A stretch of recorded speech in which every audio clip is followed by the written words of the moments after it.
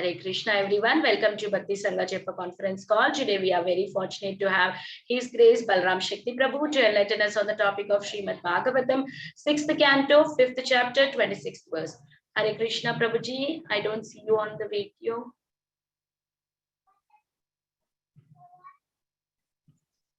Hare Krishna, Mataji. Thank you. Thank you very much. Hare Krishna, Prabhuji. Please accept my humble obeisances. All glories to Srila Prabhupada. Thank you so much, Prabhu. I am sorry, Mataji. I am not able to hear you. Just give me a second. Maybe there is a problem. Okay. Oh, just okay, Prabhuji.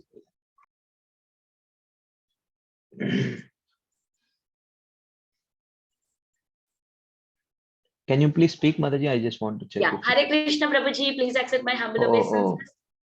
Mataji, I'll have to leave and join back again. There is some problem. Just give me 2 minutes. Sure, I'll just leave and join back. So we can pause the recording. Is there anybody who would like to introduce themselves? By then, Prabhuji will be joining back. Hare Krishna. Were you able to hear us, Prabhuji?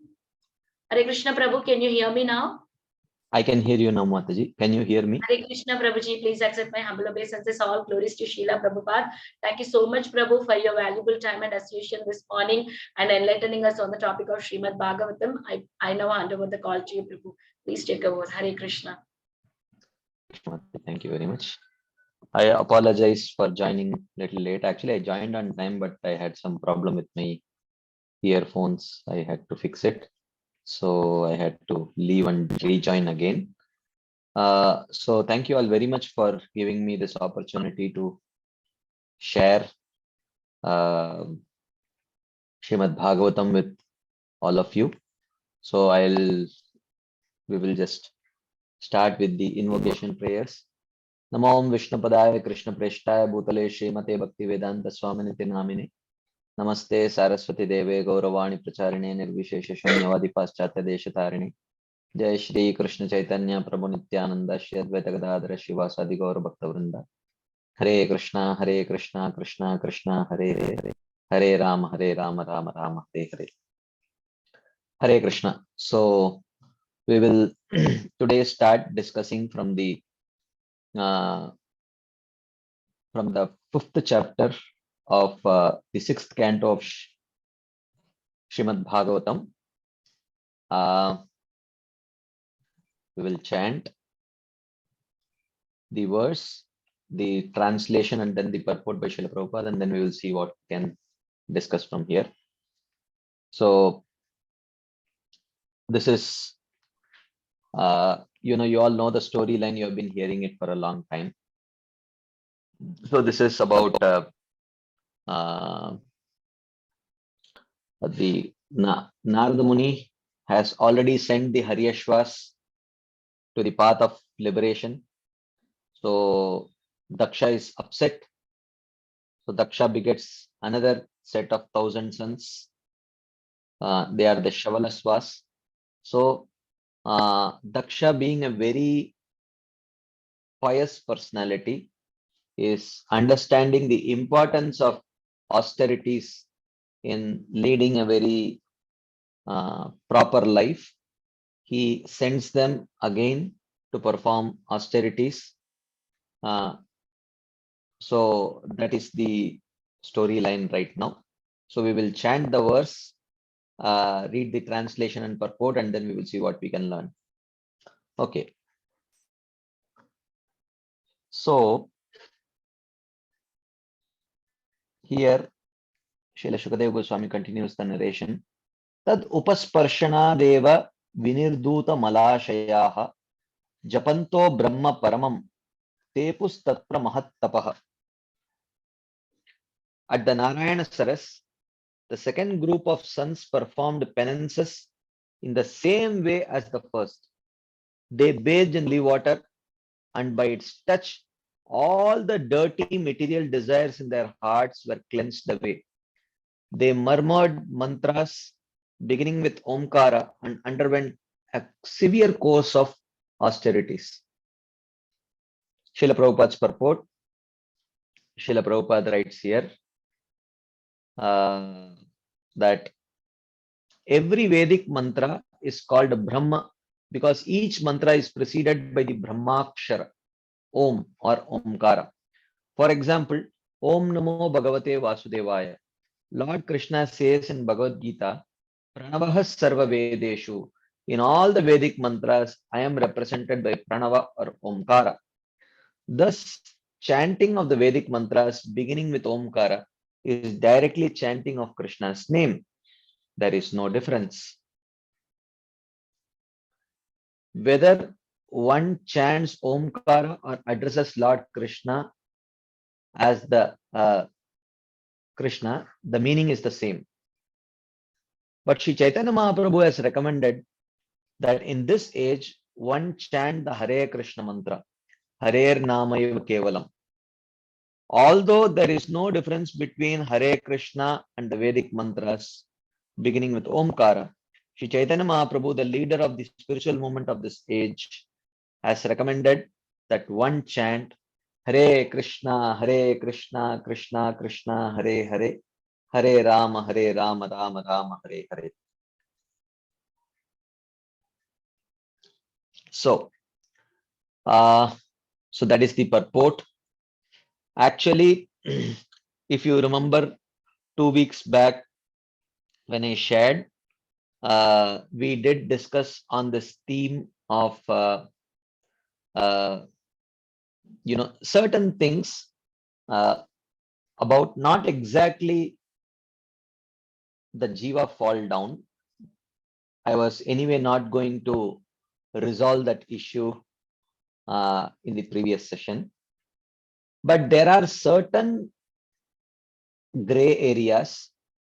That is why there is so much discussion. Having said that, there are many areas which are not gray, which are actually black and white. In understanding the nature of devotional service, the nature of the jiva, which are not actually gray, but they're actually black and white. So I just wanted to discuss last time my intention for poking that particular subject matter, even though I knew it was quite sensitive topic. The purpose was actually to present an understanding of what is black and white and clear from the scriptures in that particular area and what is gray. I was anyway not going to resolve the gray area because that would mean taking sides. But what was clearly black and white based on the writings of our acharyas, I wanted to present that clearly, because many times,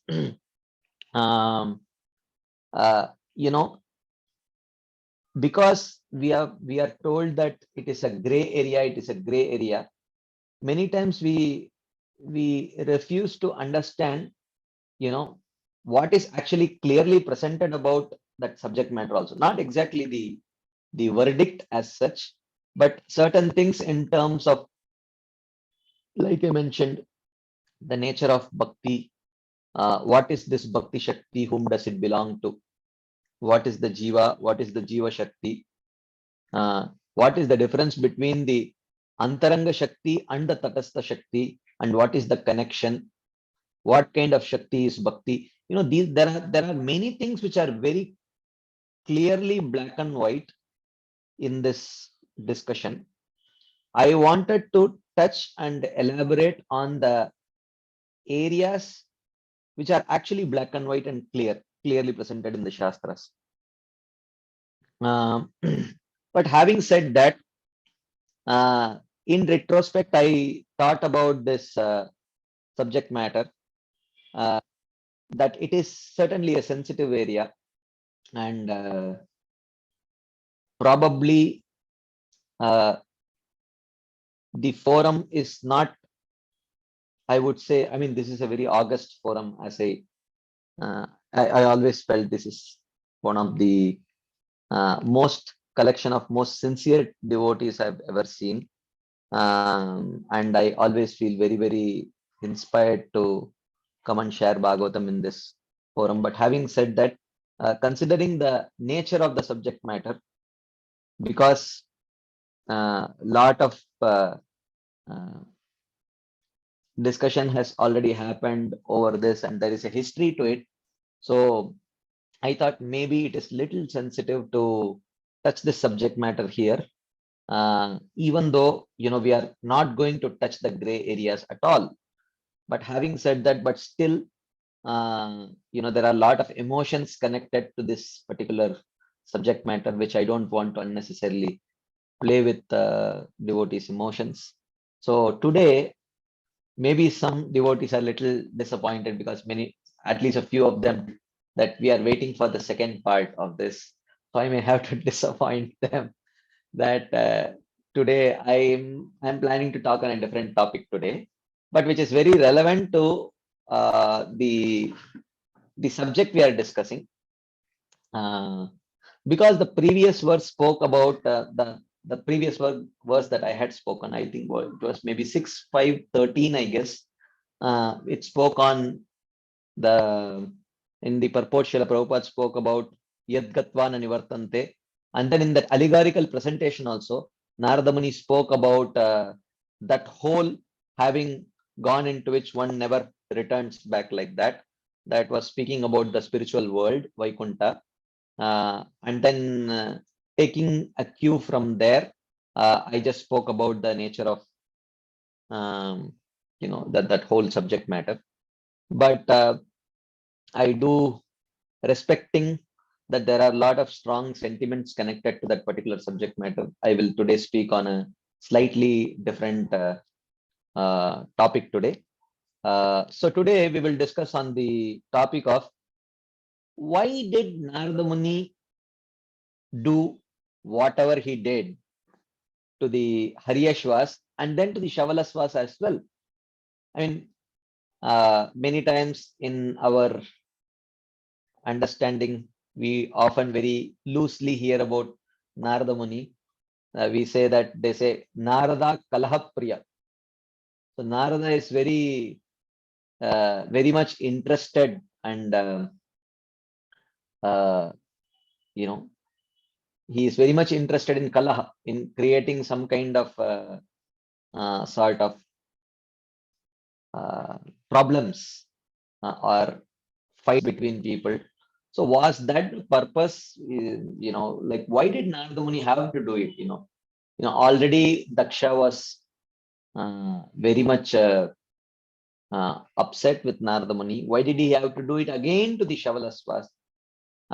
So this is the subject matter that we are going to talk about. Specifically, the case of Narada Muni doing it to Haryashvas and Shavalasvas, and more generically, the theme of guidance according to one's adhikar. So the word adhikar can be translated as qualification.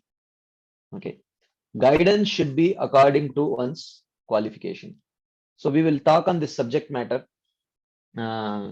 because in that particular purport, in one of the purports, Srila Prabhupada himself directly says that Narada Muni saw that the boys known as the Haryashvas were already purified because of living in that holy place and were practically ready for liberation.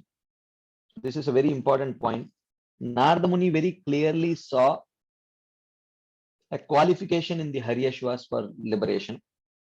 Why then should they be encouraged to become entangled in family life, which is so dark that once having entered it, one cannot leave it?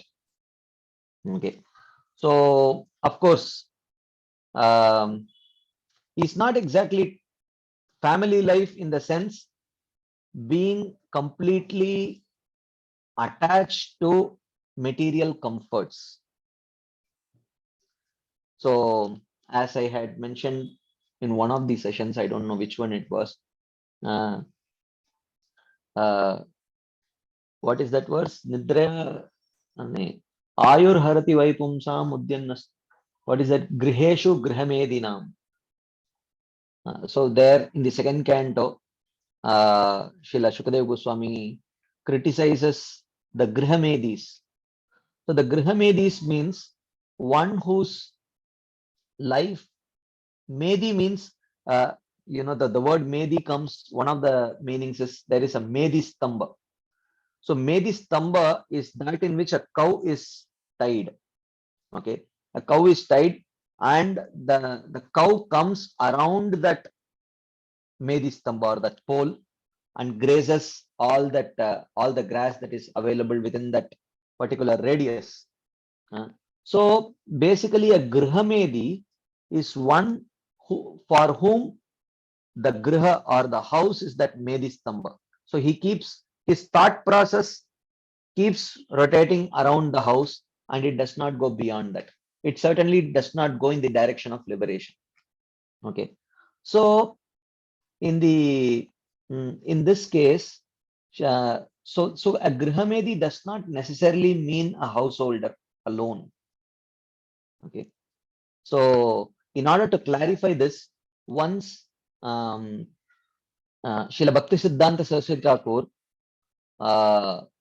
he wrote an article in the Sajjana Toshani with the topic of like Matastha and Matamedi.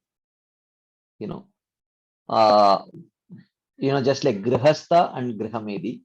They was talking about Matastha and Matamedi. So who is a Matastha? Who is qualified to stay in a Mata? The Mata means an ashram, right? And who is a Matamedi? So a Matamedi is one who may be staying in an ashram or a temple in today's day and age language, if you want to use. But his thought process is not revolving around Krishna, but it is revolving around his own comforts and other such material things. So therefore, a Grihamedi need not necessarily refer only to those who are married. So that does not indicate an ashram as such, but it indicates a mentality which is not very conducive for Krishna consciousness. So one may be in the householder ashram, but their life may be centered around Krishna. But one may be in the brahmachari ashram or maybe celibate, but his life may not necessarily be rotating, revolving around Krishna. It may be revolving around his own, gratification, his own comforts, facilities, like that. So therefore, in one sense, when there are, even if you take in Bhagavatam, there are as many exemplary householders who have perfected their lives, as much as exemplary renunciants also. So certainly, this is not a criticism about family life. It is more about what one's consciousness is revolving around, like that. Yes, but that is not the point. So here Srila Prabhupada says, Narada Muni saw that the boys known as the Haryashvas were already purified because of living in that holy place and were practically ready for liberation. So when he saw that they were ready for liberation, he was seeing why to engage them in the path of karma. So the path of karma will bind one to this material world, which is what Daksha was recommending that they do. Get married, beget children, and expand the population.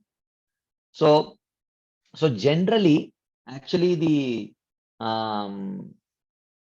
what do you call these? These are called as Prajapatis, Daksha Prajapatis. So the Prajapatis are, their assigned duty is to get married and expand the population. These are not ordinary personalities. At one shot, they could beget thousands of children, human or non-human, or any other species. That was their specific duty. Okay. But Narada Muni, he here clearly saw, and such people generally have qualification for karma. they had karma nishta generally.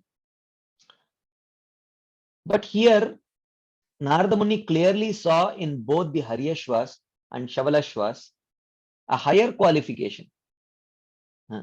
They had the qualification to aspire directly for liberation. Generally, by practice of karma, the heart becomes purified, and when the heart becomes purified, then one engages on the path of jnana and then aspires for liberation. But here in this Haryashvas and Shavalasvas, Narada Muni already saw people who were ready for pursuing liberation. So he thought these people are overqualified for the job which Daksha wants to get done out of them. So therefore, he guided them according to their qualification. Srila Vishwanath Chakravarti Thakur also commenting on this verse, he says, not on this verse, on that particular verse, when Narada Muni recommended the Haryashvas first to go and pursue the path of liberation. Talking about that, Srila Vishwanath Chakravarti Thakur writes in that purport, why should these sons, pure-hearted and qualified for liberation, take the path of karma on the order of their father? So after giving them confidential teachings, I will liberate them. Thus, the merciful Narada spoke enigmatic metaphorical words to them. Okay. So this is what he also thought. Narada Muni thought this way. So therefore, today we will discuss on this topic of what the Shastras speak about giving guidance or giving instructions, how it should only be according to one's qualification. Okay. So we will discuss, we will take a particular section of Bhagavad Gita and we will try to understand the subject matter, and then we will see a little bit more from Srimad Bhagavatam also. So Arjuna, in the beginning of 3rd chapter, he presents a doubt. Okay. So about contradictory guidance. So Arjuna presents a doubt about contradictory guidance. So if you see in the 2nd chapter of Bhagavad Gita, in verse number 2.47 and other such verses, Krishna directly instructed Arjuna to engage in karma. More specifically, Nishkama Karma Yoga. He said, Karmanyevadikaraste ma phaleshu kadachana ma karma phala heturbor mate sangostu akarmani. So engage in your varnashram prescribed duties, but don't be attached to the material fruits that may come from the from performance of those duties. And don't be attached to, don't think that you are the cause of getting the fruits, and don't be attached to not performing your duties also. Mate sangostu akarmani. So do your duties, don't be attached to the fruits. Krishna clearly told Arjuna. This was a direct instruction to Arjuna. Having said that, starting from verse number 2.55 to 2.72, okay, Krishna glorified jnana. Okay, by glorifying a person who has accepted the path of jnana. Sthita pragyasya kabasha samadhistasya keshava sthitadir kim prabhasheta kimasita vrajeta kim. Arjuna asked this question about the sthita pragya. Who is that one who is fixed in the path of jnana, and then he glorifies that person in many different verses. He dukkeshu anudvignamana sukeshu vigata spriha vitaraga bhaya krodha sthitadir muni ruchyate. Like that, in so many verses, Krishna glorifies the person who is qualified for jnana, and very clearly Krishna establishes that how jnana is superior to karma.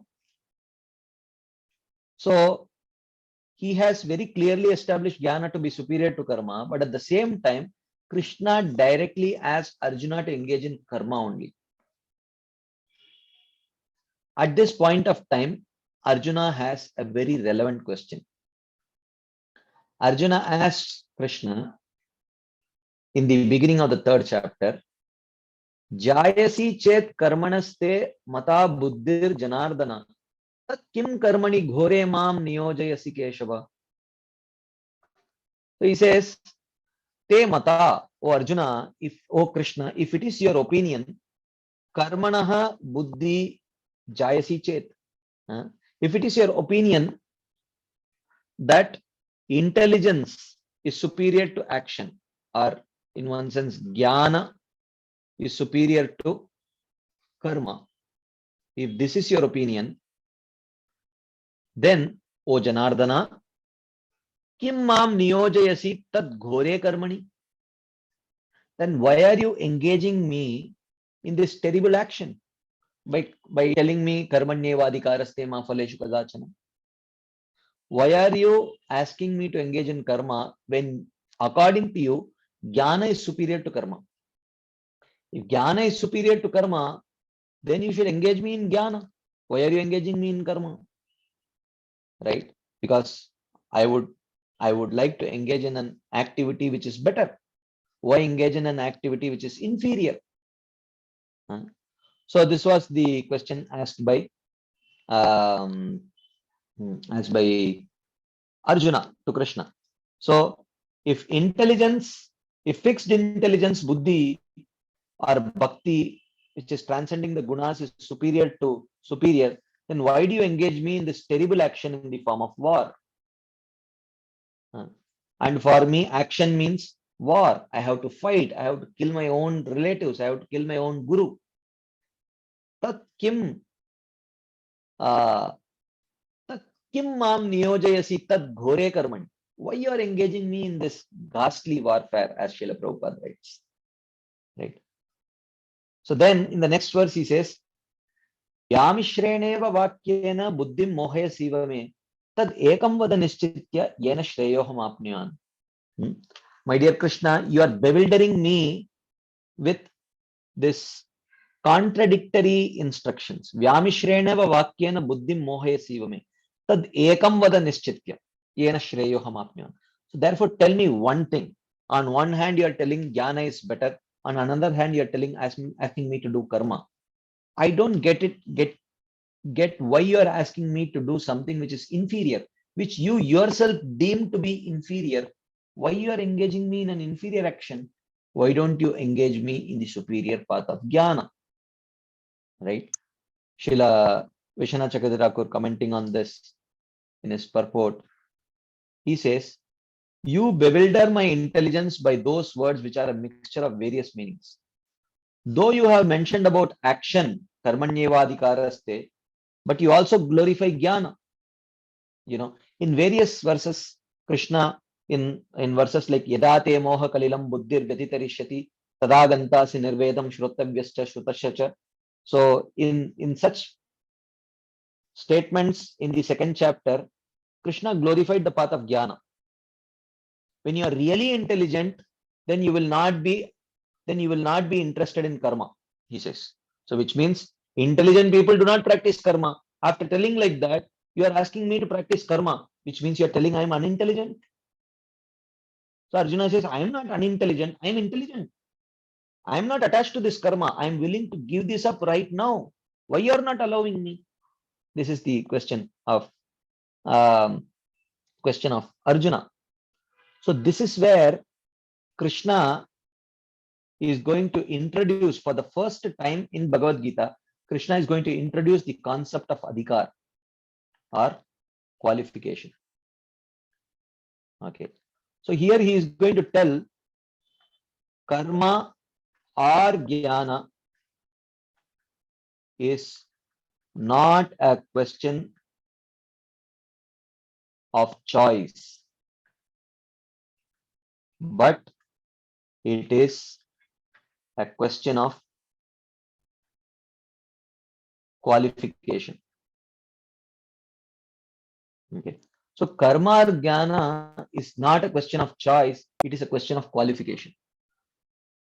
So just because something is better does not mean you have the qualification to engage in it. So especially for a person who does not have qualification, if someone has qualification for jnana, he can engage in karma for setting the right example. That is not a problem.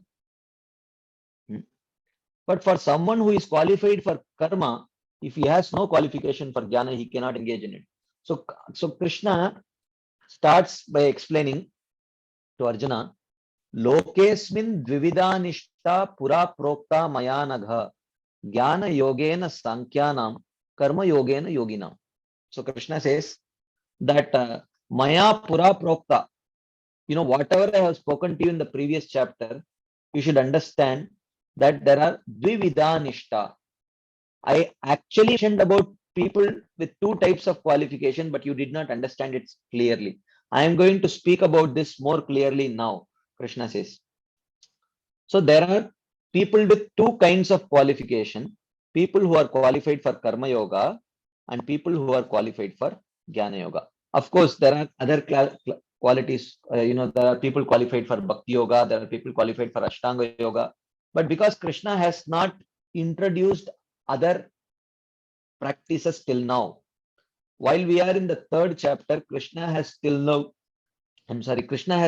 introduced only karma yoga and jnana yoga to Arjuna. So therefore Krishna is telling, look Arjuna, there are people with two types of qualification till now. Okay, so he says, so here the word nishta means adhikar, okay, or qualification. So henceforward, when we are going to discuss, when I use the word, I may use the word nishta or adhikar or qualification.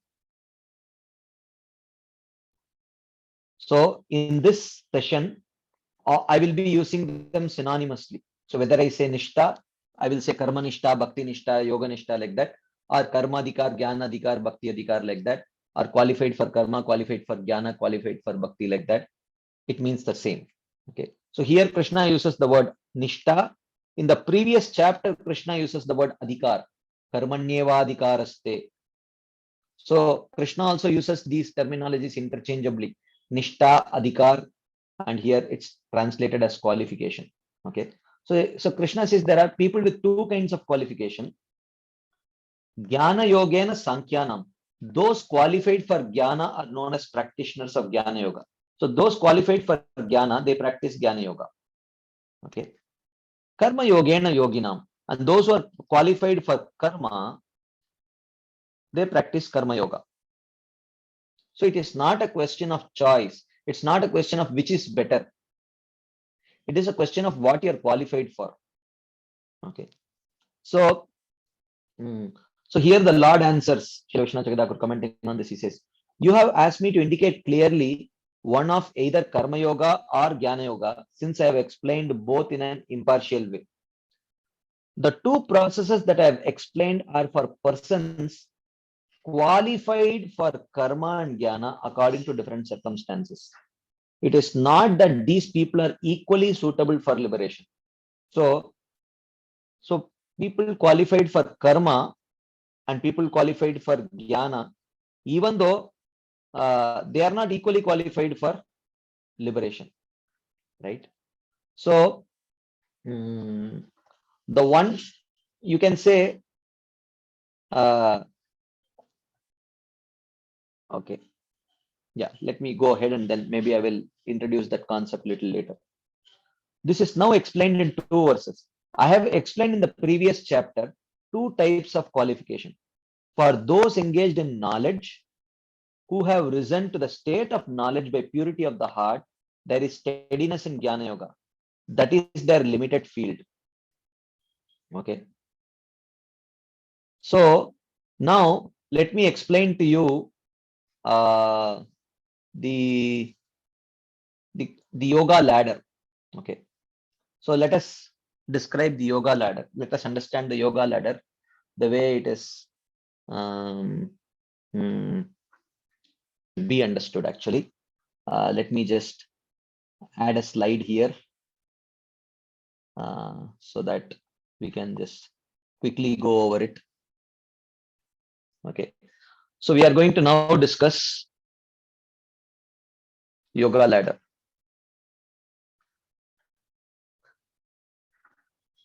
I will try to keep it as simple as possible. On the bottommost of the yoga ladder is Sakama Karma Yoga. So Sakama Karma Yoga is performed for escaping sinful life. Okay. And by practice of Sakama Karma Yoga, one earns piety and escapes sinful life. So when one practices Sakama Karma Yoga, then one slowly develops some level of detachment where he comes to the platform of Nishkama Karma Yoga. So Nishkama Karma Yoga, even at the Sakama Karma Yoga level, the goal of the practitioner is still some material pleasures. Okay. At the stage of Nishkama Karma Yoga, the goal is liberation. Okay. So this person's goal is liberation, but the problem is that the heart is impure. Heart is impure with material anarthas. Okay. So a Nishkama Karma Yogi, you can say, if you want to draw a parallel between the mixed path, the path of liberation and the path of Krishna Prema, a Nishkama Karma Yogi would be something like a sadhaka. So sadhaka is like us. Our goal is Krishna Prem, but we still have many anarthas within our heart which are troubling us. So similarly, a Nishkama Karma Yogi, his goal is also liberation. But he cannot immediately pursue the practices of jnana, because to practice or meditation on Brahman and all those things, because his heart is not yet purified. So he has to practice his varnashram duties to purify his heart. Okay. So Nishkama Karma Yogi, so what does he earn? He earns purification of heart. Okay. So then he comes to the stage of what is called as Jnana Yoga. So a Jnana Yogi, his aim is also liberation. Okay. His aim is also liberation, but he has a pure heart. A heart which is purified of all material anarthas. So he practiced Jnana Yoga, and what does he earn? He earns self-realization. Okay. So then once one achieves self-realization, then one comes to the stage of Ashtanga Yoga. Okay. So an Ashtanga Yogi also has a purified heart. Okay. And his goal is also liberation. Okay. And by practice of Ashtanga Yoga, he achieves Paramatma realization. Okay. Then he becomes qualified for liberation. Okay. So you can see, in one sense, Nishkama Karma Yoga, Jnana Yoga, Ashtanga Yoga are all different rungs on the same ladder which leads one to liberation actually. Okay. And Nishkama Karma Yogi, Jnana Yogi, Ashtanga Yogi, they have the same goal, but they are differently qualified. Okay. So therefore, when Krishna said Jnana is superior to karma, he said yes, in terms of it is higher rung on the same ladder. But so Arjuna asked, if you think Jnana is better than karma, then why you are asking me to do karma? Why not Jnana? So Krishna answers this by telling, yes, definitely Jnana is higher than karma, but you don't have qualification for Jnana. Your heart is still impure with material anarthas. So at this stage, you have to practice Nishkama Karma Yoga only, O Arjuna. You are not yet qualified for Jnana. Okay. So that is what here Krishna is talking about. Okay. Srila Vishwanath Chakravarti continues. They are known in this world for cultivation of knowledge. This is shown in verses such as the following. So this is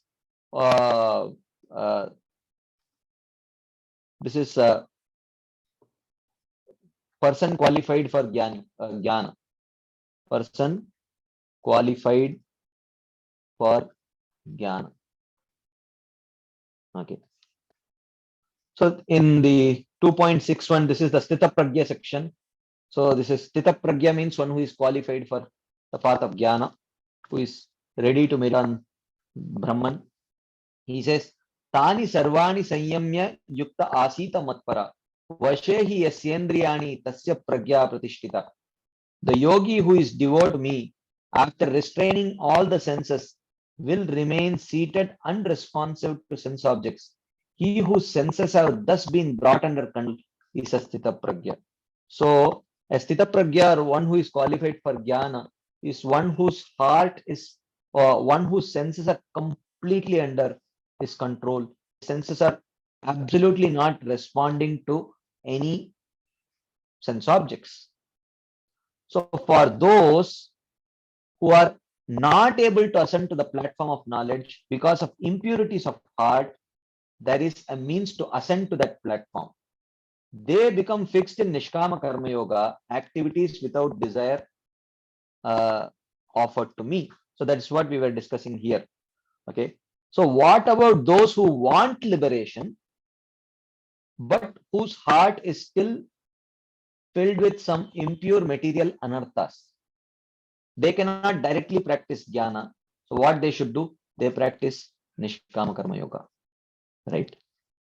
So they are known as those engaged in karma. Verses such as the following illustrate this yoga. So we are going to see what is this Nishkama Karma Yoga. So here Krishna further continues this discussion. He says, Na karmanam anarambam naishkarmyam purushoshnute na cha sanyasanadeva siddhim samadhigacchati. So we have to see here in this whole thing, Jnana Yoga and Ashtanga Yoga, this stage is actually called as sannyas. Okay. So Nishkama Karma Yoga is practiced generally by grihasthas. Okay.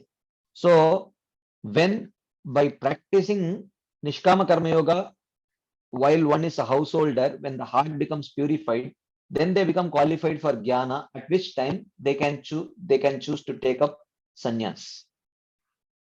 Okay.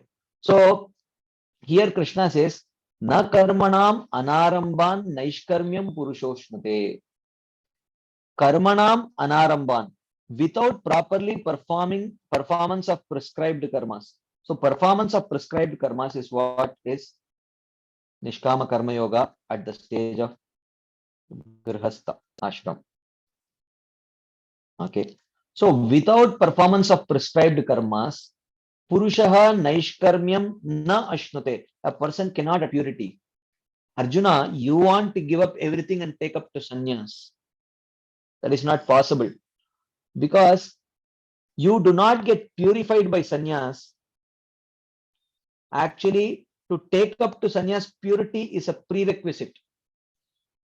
Purity is not attained by sannyas, but purity is a prerequisite for sannyas. And that prerequisite of purity can be attained only by practice of Nishkama Karma Yoga. Because your heart is not yet purified, O Arjuna, because of practice of Nishkama Karma Yoga, you cannot directly take up to sannyas. And then he says, Sanyasana deva nacha siddhim samadhigacchati. Just by renunciation of activities, an impure person cannot attain perfection. So, if you say that, okay, little bit purity is still there, I will take up to sannyas and attain perfection. He says, no. If you take up to sannyas without sufficiently purifying you cannot attain perfection of sannyas, right? So here he says, this verse explains that without purity of heart, jnana does not arise. By not engaging in activities recommended in the scriptures, one cannot attain jnana. One with an impure heart cannot attain jnana by renunciation of activities recommended in the scriptures. Okay. So there is a way. You cannot skip a rung of this ladder. So what Nishkama Karma Yoga can do, Jnana Yoga cannot do actually. Sannyas cannot purify the heart. Sannyas cannot purify the heart. Only Varnashram prescribed duties can purify the heart of a person who has mixed faith. Okay. So this is the path of those people who do not have faith in pure devotional service. So for those who do not have faith in pure devotional service, this is the path that they take. Sakama Karma Yoga, Nishkama Karma Yoga, Jnana Yoga, Ashtanga Yoga, and liberation. So Krishna is, as of now, talking about only them. He is not talking about devotees. Okay. Third chapter is not about devotional service. It is about Karma Yoga. Right. So this is what he is telling. Without Arjuna understand, by sannyas, you cannot attain purification of heart. By sannyas, you can only meditate on Brahman. And in order to meditate on Brahman, your heart must be pure. And that purification of heart comes by practicing your Varnashram duties in a detached way, which is what is Nishkama Karma Yoga. So you should understand your adhikar, you should understand your qualification and act accordingly. Right? That's what he says here. Then he says, but Arjuna says, look, I know myself. I can very well control my senses. I can control my senses. Whenever sensual urge comes, I can no, Arjuna here says that what is the problem? I will take sannyas and I can go to the forest and not do anything. Don't worry about it. Allow me to take sannyas. I can go to the forest and I will stay without doing anything. So Krishna says, Naschit Shanamapi Jatu Tishtatya Karma Krit Karyatehi Avashak Karma Sarva Prakriti Jair Gunaihi. He says, oh Arjuna, you think you can keep quiet without performing anything? Nahi Kraschit Jatu Tishtati Akarma Krit Shanamapi. No one can remain without doing any activity even for a moment. So this no one refers to conditioned souls. Okay. With impure hearts. Okay. It's not that no one can remain without any activity even for a moment. Here Krishna very specifically speaks about conditioned souls with impure hearts cannot remain without doing any activity even for a moment. Why? He gives the reason. Sarvaha avashaha karma karyate. Sarvaha, all people, all the conditioned souls, avashaha, helplessly, karma karyate, will perform activities. Why? Will be forced to perform activities by prakriti jair gunaihi, by the modes of material nature, in the form of vasanas, in the form of material impressions, will force the living entities, will force the conditioned souls to engage in activities according to uh, uh, uh, according to their nature. The Sattva-guni, the mode of goodness impression will force the living entity to act according to mode of goodness, engage in mode of goodness activities. Mode of passion will force him to act, engage in mode of passion activities, and mode of ignorance impressions will push that person to engage in activities in mode of ignorance, right? So therefore he says that you think you can go to the forest and keep quiet. Use in your heart, the Sattva-guni impressions, Rajoguni impressions, and Tamoguni impressions are still there. They will anyway push you to engage in those activities. How are you going to give it up? So he says, rather the person of impure heart who gives up scriptural activities becomes engrossed in material action. Arjuna, here, if you fight on the battlefield, if you pick up your Gandiva and fight on the dharmic battlefield, your heart will get purified. If you go to the forest, because you are a Kshatriya and you have a lot of mode of passion impression still in your heart, you go and beg, even though it is not your dharma to beg. You go and beg someone. If someone refuses to give you alms, you may become angry and you may start fighting with that person. That is not according to your dharma. That is not a prescribed duty for you. So you will get sinful reactions for that. You will not be able to avoid it. You may suppress it for a while, but for how long you will suppress? Nigraha kim karishyati. For how long you can suppress?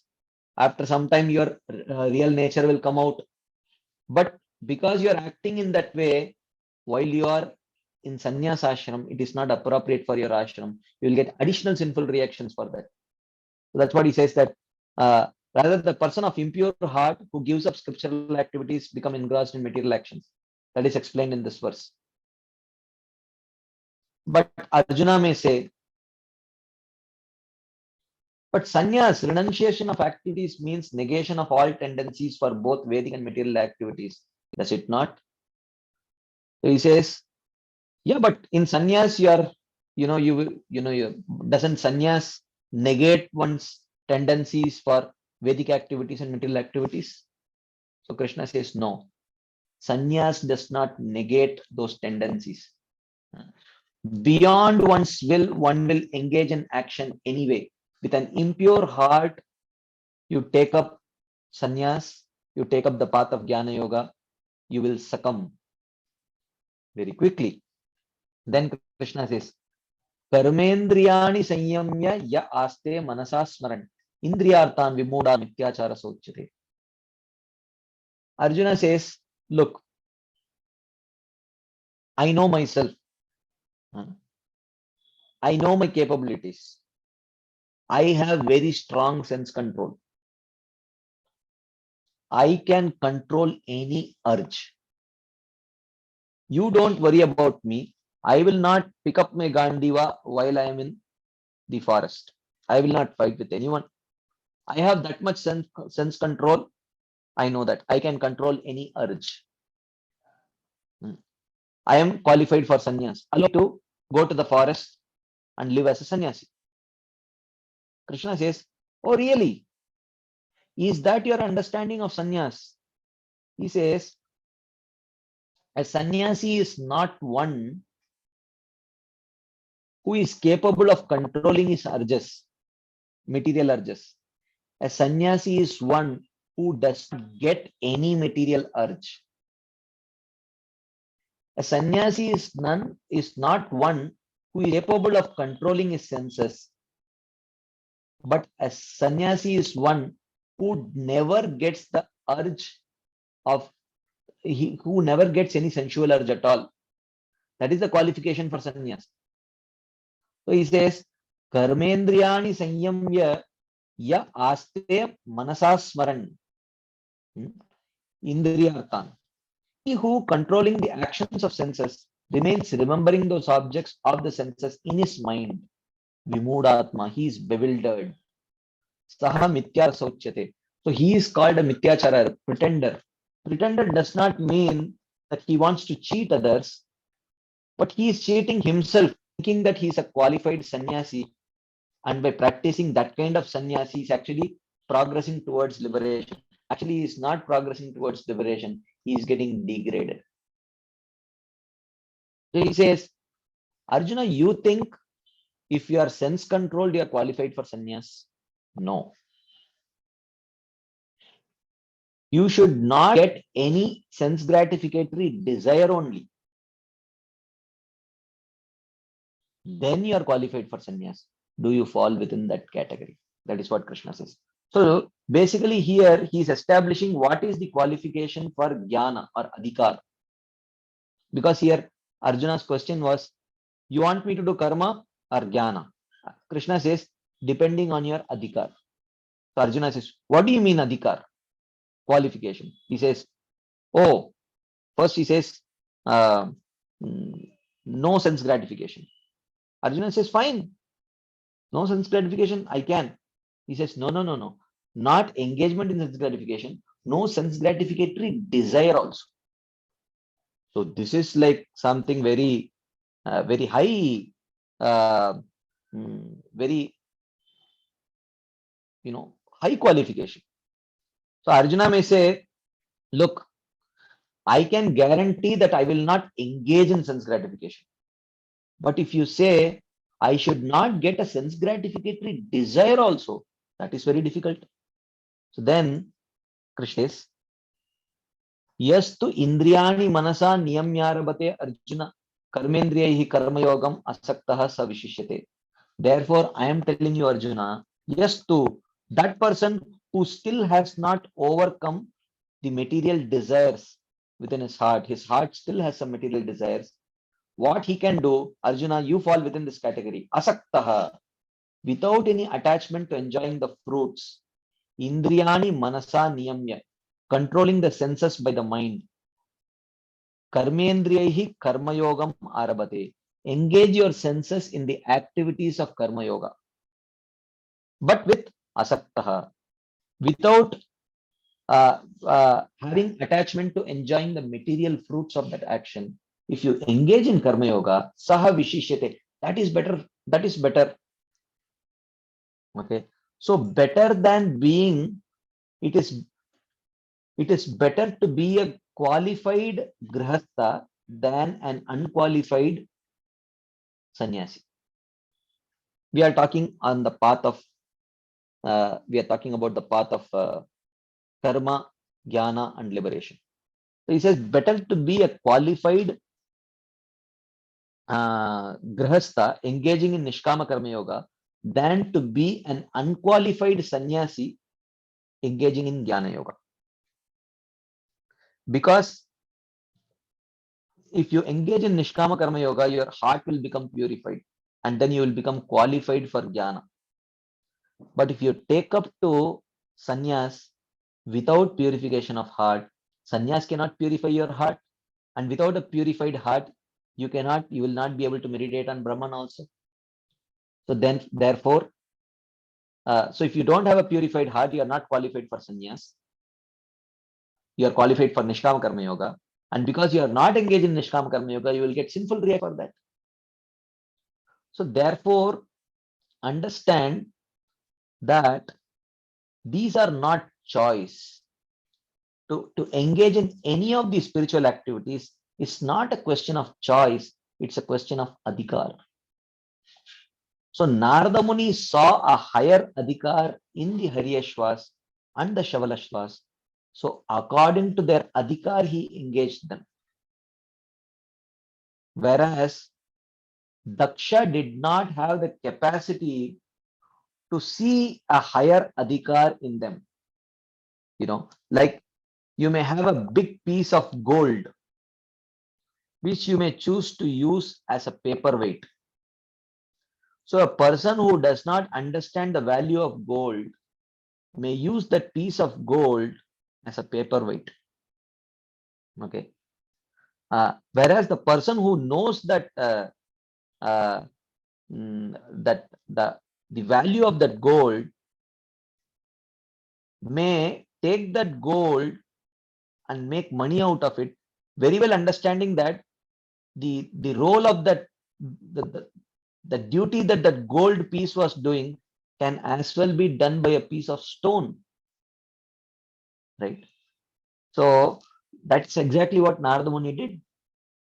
So he saw that they had higher qualification. So why they should be wasting their time engaging on the path of karma? Okay. So therefore, Krishna says, Niyatam kuru karmatvam. Niyatam kuru karmatvam karmajyayo hi akarmanah. Sharira yatra pichate na prasidhyada karmanah. Perform your daily scriptural duties. Okay, which means essentially Nishkama Karma Yoga. Karma jayo hi akarmanah. For you, acting is better than not acting, which means Karma Yoga is better than Jnana Yoga. Or, in other words, to be a householder, honest householder, is better than being a unqualified sannyasi. Okay.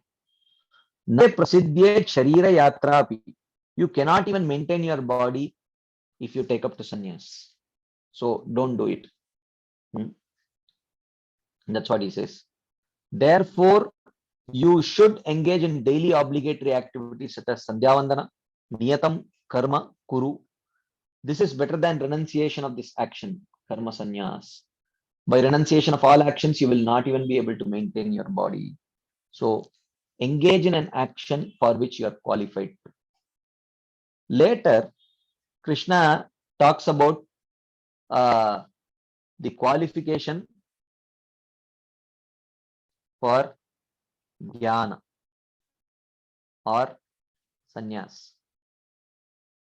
What is the qualification? In 2 verses he says, Yastu atmaratir evasyad atmatriptascha manava atman evacha santushtas tasya karyam na vidyate. He says, Yastu atmaratir evasyad. One who is attracted to Atma. So Atma means self-realization. One who has become interested in self-realization. Atma triptaha. One who is completely satisfied in only in pursuing self-realization. Atman evacha santushta. So this means he is satisfied only by self-realization and not by anything else. Tasya karyam na vidyate. For him, karya here refers to varnashrama duties. Okay. So for tasya karyam na vidyate. For him, he can give up all his practice of varnashrama duties and take up to complete sannyas. But, and then he says that naivatasya kritenartho nakriteneha kaschana nachasya sarva bhuteshu kaschit artha vipashrayah. He says that such a person does not gain anything by performance of varnashram duties. So, a sakama karma yogi gains, loses. Okay, let's do this exercise. Okay. So, a sakama karma yogi, by performance of varnashram, he gains piety. And by neglecting to perform varnashram duty, he gains sinful reaction. Okay. A nishkama karma yogi, by performance of varnashram duties, he gains purity of heart. And by neglecting, he gains sins. Okay. Whereas a jnana yogi, by performance of nishkama karma yoga or varnashram duties, he does not gain anything. And by neglecting to perform his varnashram duties, he does not lose anything. That's what he says. That's what Krishna is telling here. Naivatasya kritenartho nakriteneha kaschana nachasya sarva bhuteshu kaschid artha vipashrayah. So you have to perform your varnashram duties Either you should be gaining something by performing it. Either you should gain piety or purification of heart. And by neglecting to perform, you should be getting sins. So that gives you the impetus to not neglect it. But a Jnana Yogi does not lose anything also. And these Karma Yogis, they are obligated to Deva, Rishi, Bhuta, Apta, all these various personalities. Okay. Whereas a Jnana Yogi is beyond that. He has no material needs in one sense. So therefore, he is not dependent on all these forefathers, devatas, and everyone. So therefore, those karma, which he those obligatory karmas for those personalities also he need not perform. So therefore, uh, so here Krishna is telling Arjuna, this is the qualification. Can you tell for sure that you are interested only in pursuing self-realization? You are satisfied only with activities of self-realization and nothing else except activities for self-realization pleases you. Do you fall within this category? Arjuna says, no. Therefore, Krishna says, Tasmad, therefore, O Arjuna, asaktaha satatam karyam karma samachara. Asakto hi acharan karma param apnoti purushaha. Tasmad, therefore, my dear Arjuna, satatam, always, asaktaha karyam karma samachara. Engage in performing detached duties, which means engage in nishkama karma yoga. Asakto hi acharan karma paramapnoti purushaha. A person like you, purushaha here refers to a person with karma adhikar like Arjuna. Okay. Arjuna at this stage of Bhagavad Gita has karma adhikar. Later his adhikar will increase. Right. So asakto hi acharan karma paramapnoti purushaha. You can attain your, I know you are pursuing liberation, but at your stage, in order to attain liberation, the means for you to attain liberation is by performing karma. Because you no longer have the adhikar, you do not yet have the adhikar to give up your prescribed duties. Right? That's what he says. Tasmad, therefore, since you do not have qualification for rising to the platform of jnana yet, you do not yet have, and performing actions with desire is not suitable for you since you have spiritual intelligence, you should perform action without desire. Okay, that's what he's telling. So therefore, it's a question of adhikar. You do not have the lower adhikar of sakama karma yoga also.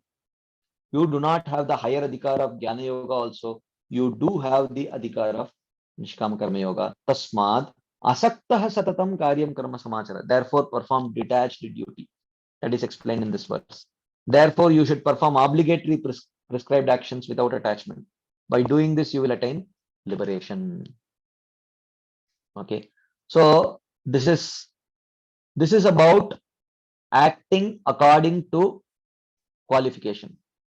Now next Krishna in the very same third chapter also discusses about preaching according to qualification.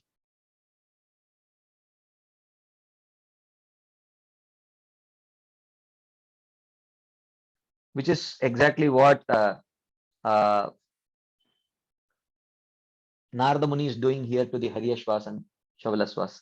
So Krishna says in Bhagavad Gita, Na buddhi bedam janayed ajnanam karma sanginam joshayet sarva karmani vidwan yuktaha samacharan. So uh, he says this verse actually talks about how should a devotee, sorry, not devotee, how should a person qualified for jnana deal with a person qualified for karma? Okay. How should a person qualified for jnana? He himself is qualified for jnana. He himself is qualified for sannyas. How should he deal with a person who is qualified for karma? Okay. So he says, just give me 1 second. Just give me 1 second. I just have to send a reminder.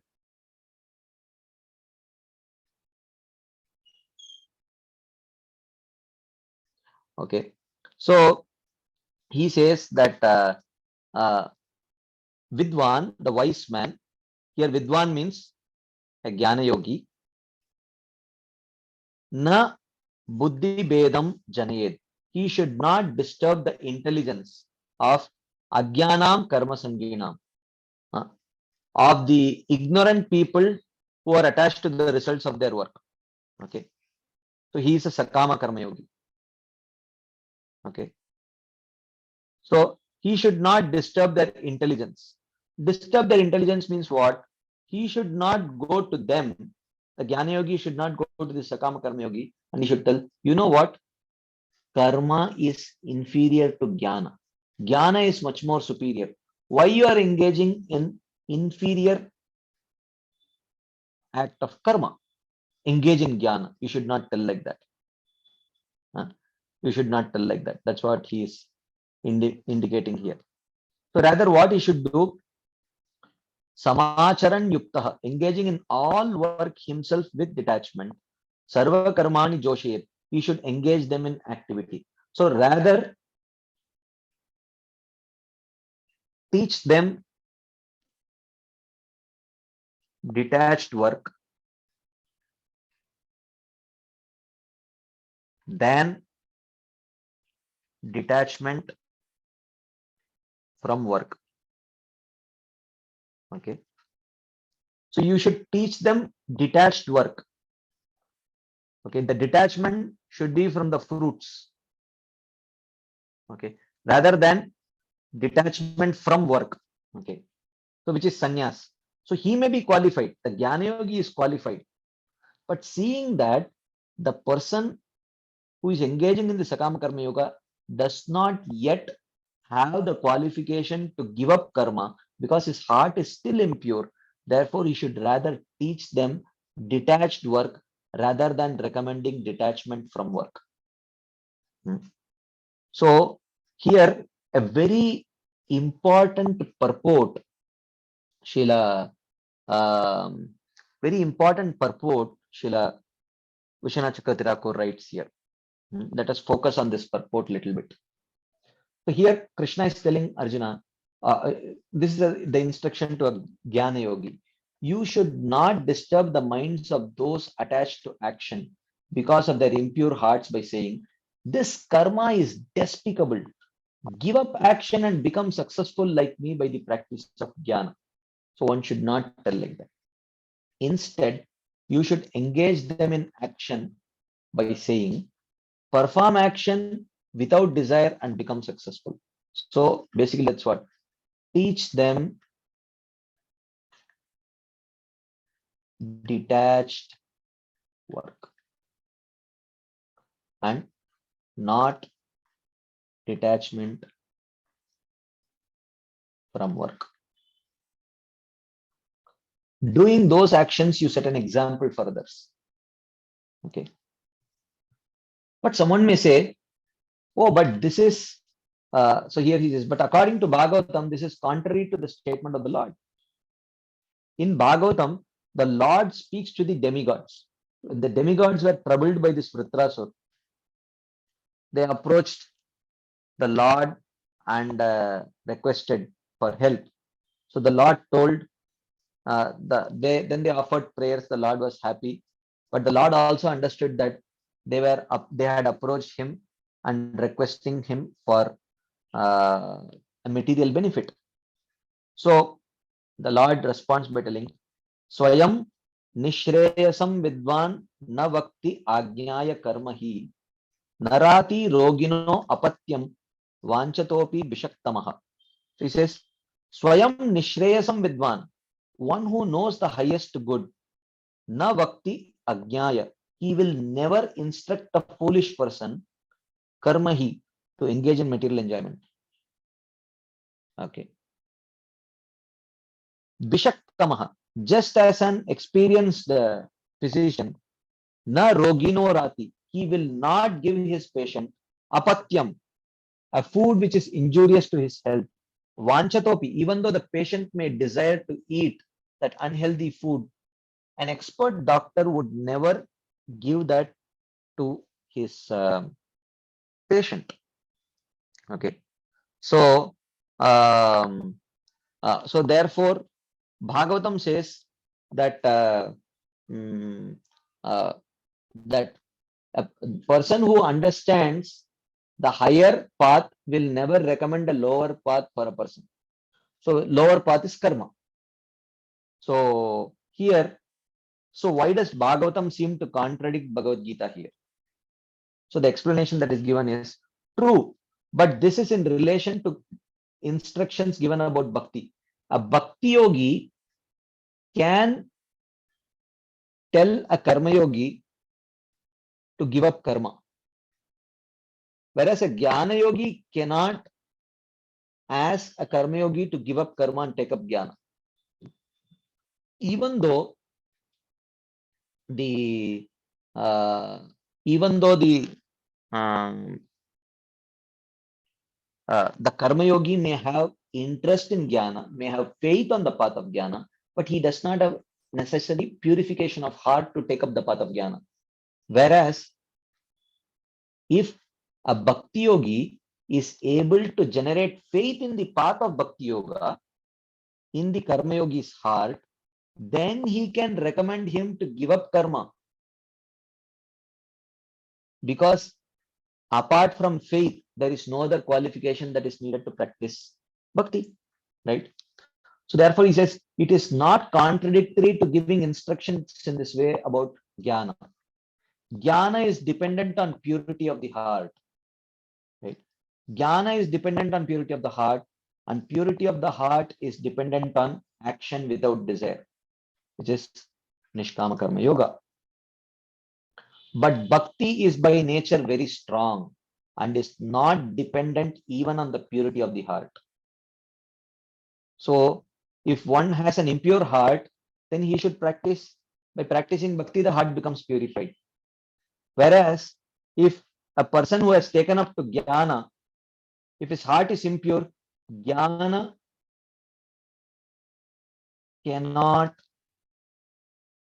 purify, jnana yoga, the path of jnana yoga cannot purify heart. Path of Nishkama Karma Yoga only purifies the heart. So therefore, a jnana yogi should not ask a karma yogi to give up what he is qualified for and take up to jnana, because he will not have qualification for jnana, which is lack of purity.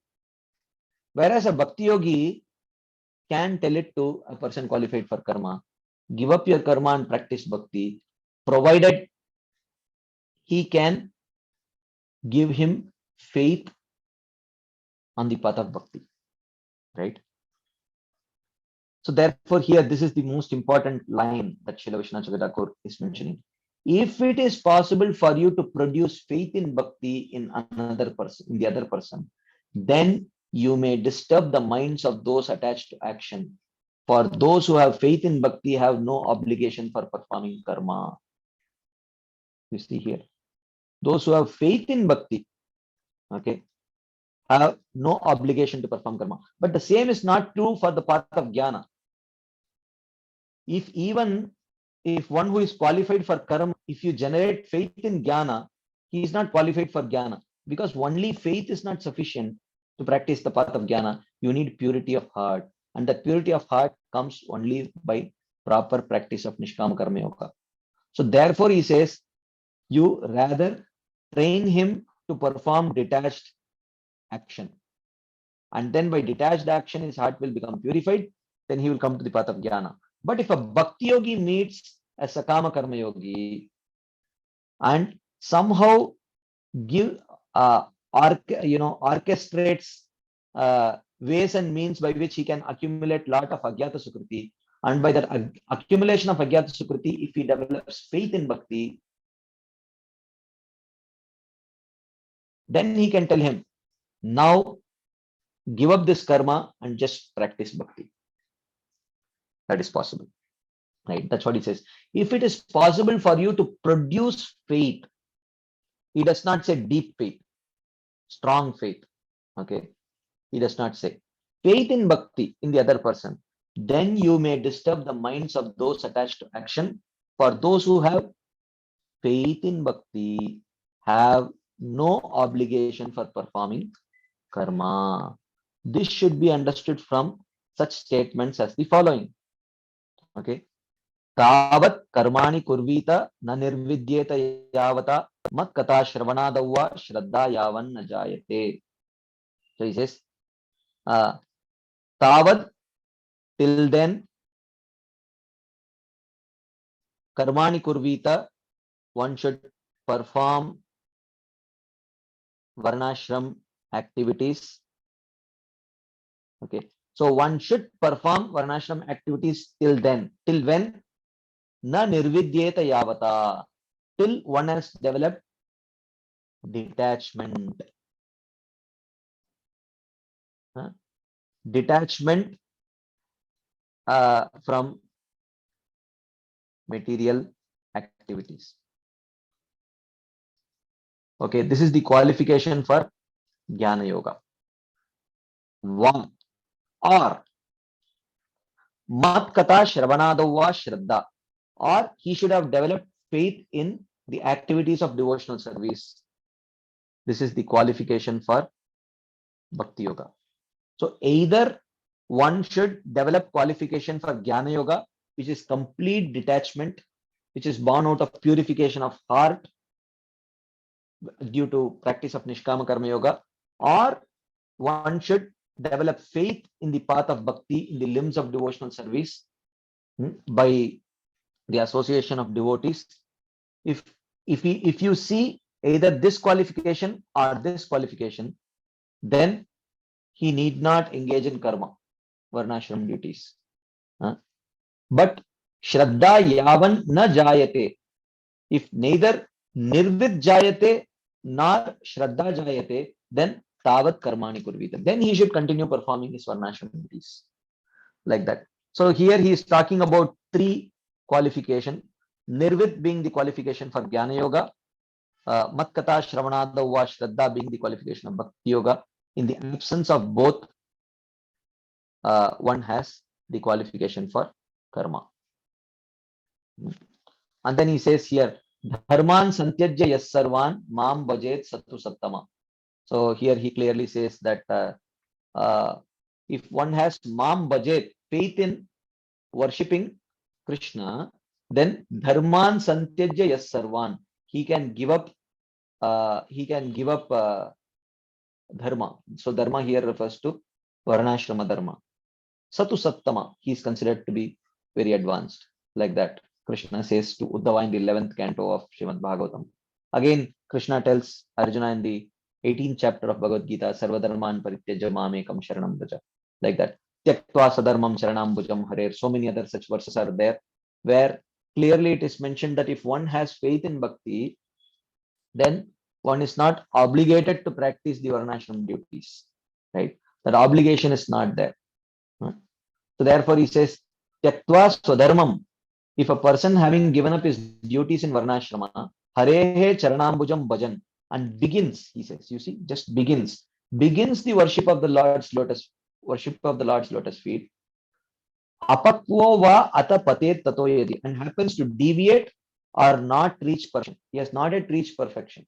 He has just started, but he has already given up. Tyaktva Swadharmam.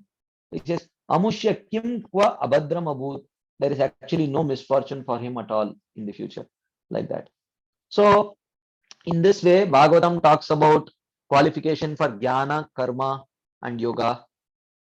So in the 11th canto, Krishna says, Nirvinnanam jnana yogo nyasinam iha karmasu teshu anirvinna chittanam karma yogastu kaminam. So he says, Nirvinnanam Jnana Yoga. Jnana Yoga is recommended for those who are unattached to material life. So if one is totally unattached to material life, he is qualified for Jnana. Nyasinam iha karmasu. And thus they reject material activities. Okay. Karma Yogastu, but Karma Yoga is recommended. Teshu Anirvinna Chittanam. So who is qualified for karma?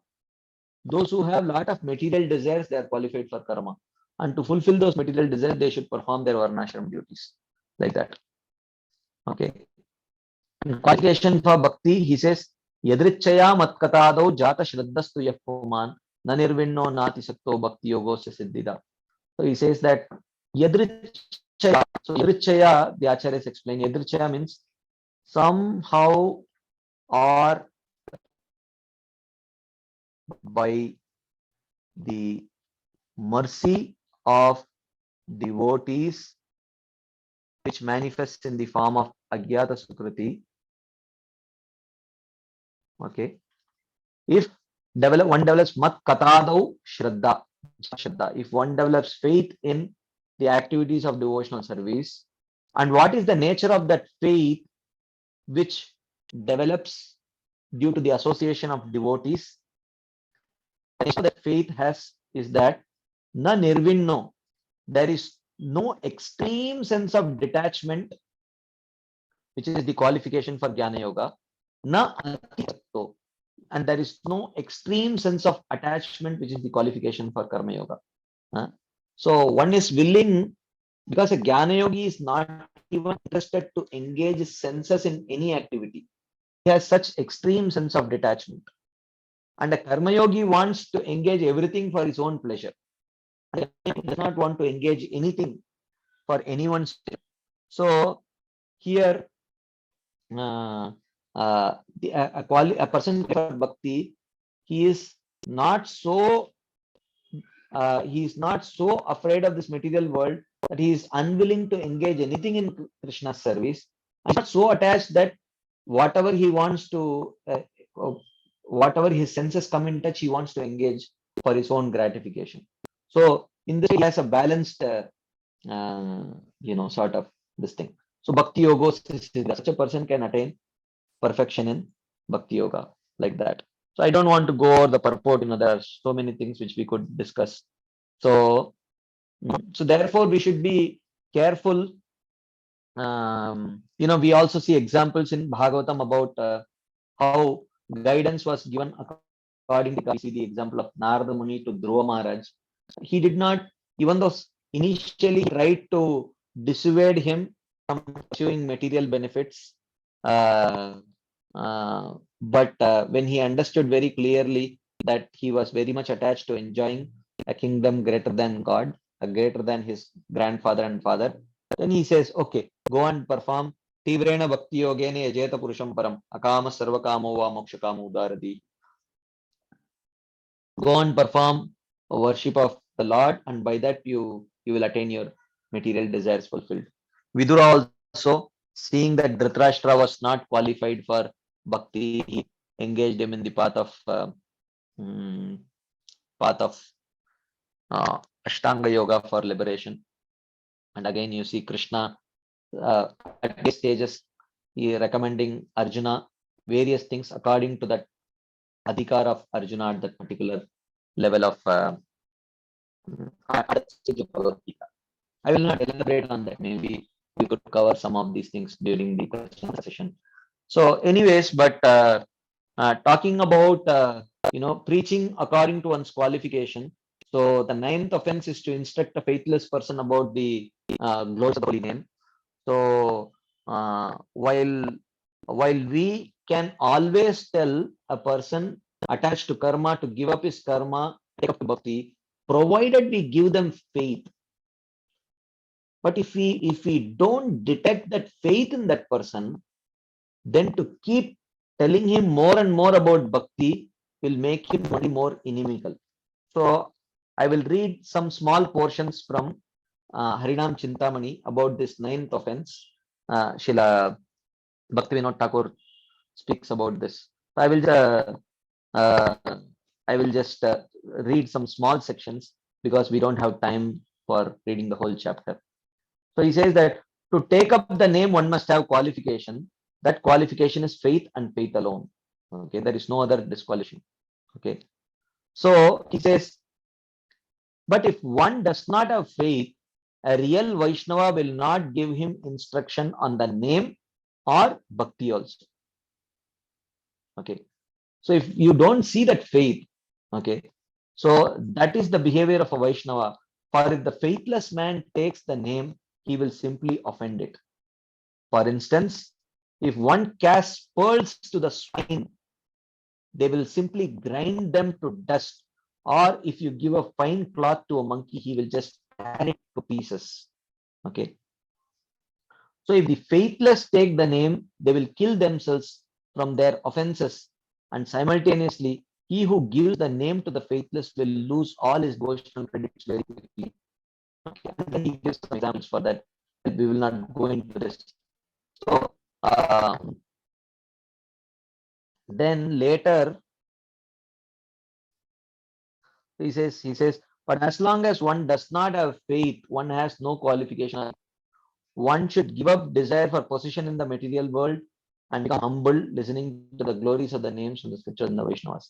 Anyways, later he says that even a guru who has done this mistake of giving the holy name or bhakti to who has should try to rectify it, and if there is no scope for rectification, he should give up that disciple, like that he says. And later finally he gives a very interesting point Srila Bhaktivinoda Thakur makes. O Lord Chaitanya, being so merciful, you first gave faith to Jagai and Maya, and then you gave them the name. So when we say patra apatra nadeki sthanastan, it means patra apatra means in terms of material qualification and disqualification. But one should definitely see whether faith is there or not. That is why here very important point, Shila, this is actually Haridas Thakur speaking to Chaitanya Mahaprabhu. He says, you first gave faith to Jagai and Madaya and then only you gave them the name. So wonderful was your personality that you created faith in all men. The Vaishnavas should try to follow in your footsteps, which means we should try to give them faith in bhakti rather than making them forcefully engage in the acts of devotional service. We should rather act in a way that would make them appreciate something connected to devotional service. Like that. Anyways, sorry, I was sort of distracted, I did not make a very coherent presentation today, but hopefully something was clear. So we will try to cover some things during the question and answer session. We still have some time. So you can please raise your hands. I will unmute you and you can please ask the questions. Ramangi Radhika Mataji, you can please go ahead. Hare Krishna, Prabhuji. Dhanvat Pranam. Thank you, Prabhuji, for the wonderful class. Prabhuji, I have few questions. You mentioned about the yoga ladder, and you also mentioned there are all rungs on the yoga ladder, so one should go through these ladders in order to get liberation. But while going through, let me clarify. Okay, go ahead, Mataji. Yeah, go ahead. Finish your question. So, is that possible to achieve liberation taking up one yoga, like Nishkama Karma Yoga? If the person gets a purified heart. Your voice is breaking. I'm not able to clearly hear you. Oh, I didn't hear the last line. What did you say? Is it possible to achieve liberation? Liberation in each yoga individually? No, as I mentioned, if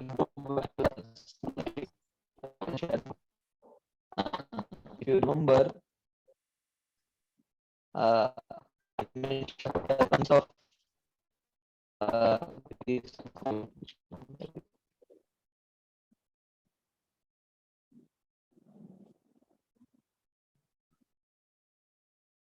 not individually, you will have to, actually I had mentioned, I will just go to that. slide. Where is that? Okay, I think, yeah, here. So each one has a particular role. By Nishkama Karma Yoga, you you purify your heart. Then you have to engage in the activities of Jnana Yoga for further getting self-realization. And then one should perform the limbs of Ashtanga Yoga uh, for Paramatma realization. And then one achieves liberation. So even though all of them have goal for liberation, Nishkama Karma Yoga purifies, which is a prerequisite for self-realization. Then self-realization is accomplished by Jnana Yoga, which is a prerequisite for meditating on the super soul and achieving super soul realization, which is accomplished by Ashtanga Yoga. Then one achieves liberation. So it is all one. You practice all of them like that. Prabhuji, but just now we have discussed now from third chapter that Krishna says one can choose to continue on Nishkama Karma Yoga even though you have purified your heart to set an example. So you mean to say that person is...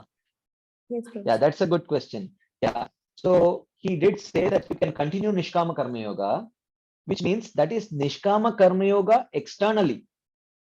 So, but he has to, but while practicing it, he should also have some elements of jnana which he should practice.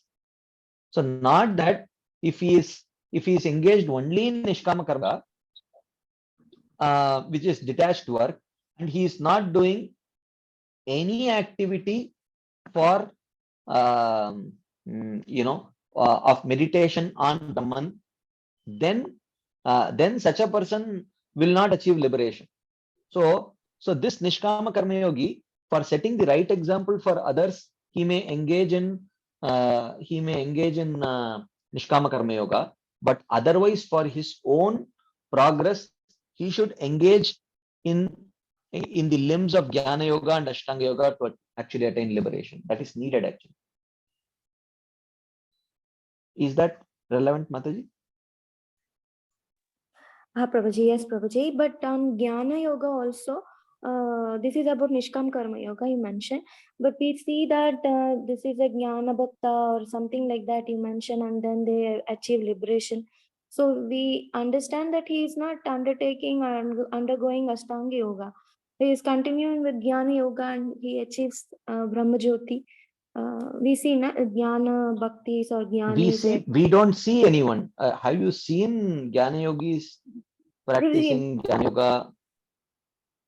Okay, but in the classes we get to hear that Jnani achieves liberation. He achieves Brahma Jyoti. Oh yeah. So there, what it means is, okay, I didn't want to go into the details, but because you have asked this question, I will just touch upon this point. So there are two ways in which it is. Jnana, you can have Jnana Yoga as a path, you can have Jnana Yoga as limbs. Okay. So the yoga ladder that I explained is actually as described by Srila Baldev Dyabhushan. Now I will explain the same thing as explained by Srila Vishwanath Chakravarti Thakur in a slightly different way. I will just add one more slide to it because I didn't want to go into the details and necessarily confuse people, but because you asked the question, I will answer this question. Okay. So here, according to Srila Vishwanath Chakravarti Thakur, so this is how it looks like. One practices Sakama Karma Yoga for living a pious life. Okay. And then they come to the stage of Nishkama Karma Yoga for purification of heart. Okay. And then when heart is purified, then they have three means of attaining liberation. Okay. Either they can continue performing their varnashram duties, okay, or you can say externally it looks like Nishkama Karma Yoga, but because purification of heart has been accomplished, therefore they have the element of jnana within their heart, or they can practice jnana yoga, or they can practice ashtanga yoga, and then all three of them achieve liberation. Okay, so this is Srila Vishwanath Chakravarti's explanation. But even here, actually, this jnana yoga, what is called as jnana yoga here, will have some elements of bhakti, will have some elements of jnana, which will be the predominant, and then some small elements of Ashtanga Yoga also.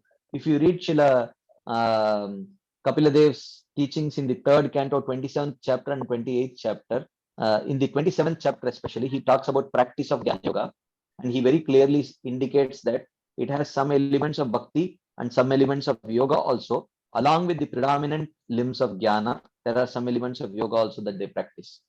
Okay, and in the practice of Ashtanga Yoga also, you will have some elements of bhakti, some elements of jnana, and some elements of yoga. Even though the elements of yoga will be, or the limbs of yoga will be predominant, but they will have some limbs of jnana also, some limbs of bhakti also.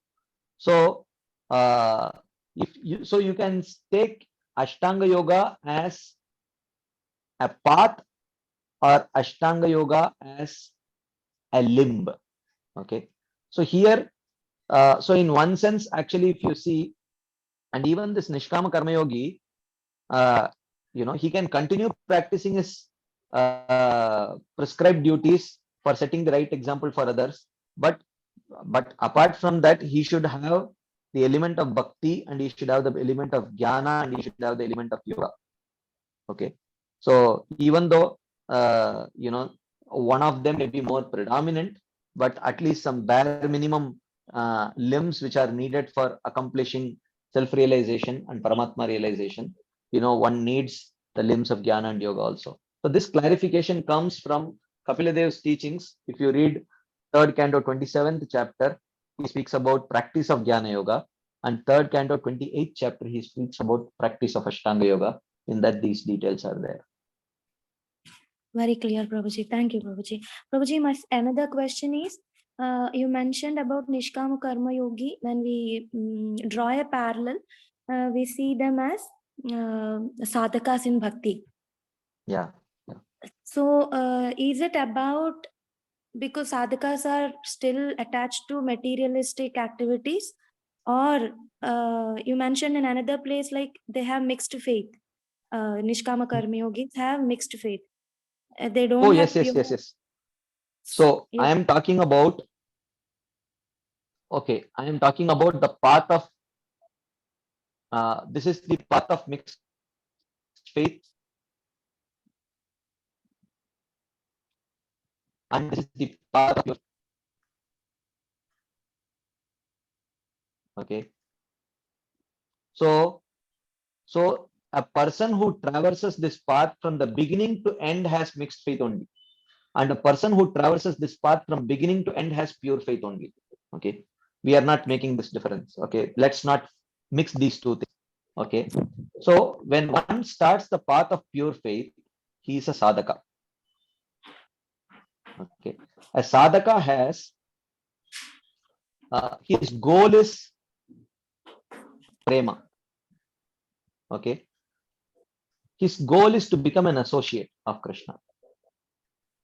Okay, but he has some anarthas, obstacles in the form of material desire. Okay, so then he reaches the stage of bhava, and then he reaches the stage of prema.